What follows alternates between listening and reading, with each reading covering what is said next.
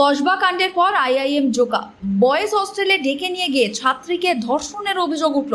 ছাত্রীকে বেহুশ করে ধর্ষণের অভিযোগ বয়েজ হস্টেলে।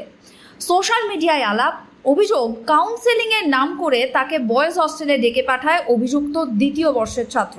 তরুণীর দাবি, হস্টেলে যাওয়ার পর পিৎজা এবং জল খেতে দেয় ওই ম্যানেজমেন্টের পড়ুয়া। কিছুক্ষণের মধ্যেই তার শরীর খারাপ লাগতে শুরু করে, বমি পায়। তবে ওই যুবক তাকে শৌচালয়ে যেতে বাধা দেয় বলে অভিযোগ। তরুণীর দাবি, যুবক চড় থাপ্পড় মারে, অচৈতন্য হয়ে পড়েন তরুণী।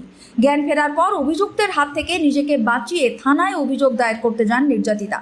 নির্যাতিতার অভিযোগ, বেহুশ করে ধর্ষণ করা হয়েছে তাকে। প্রথমে ঠাকুরপুকুর থানায় নির্যাতিতা অভিযোগ দায়ের করতে যান।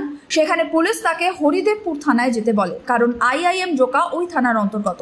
পুলিশের সহায়তাতেই শুক্রবার হরিদেবপুর থানায় গিয়ে অভিযোগ দায়ের করেন ওই তরুণী।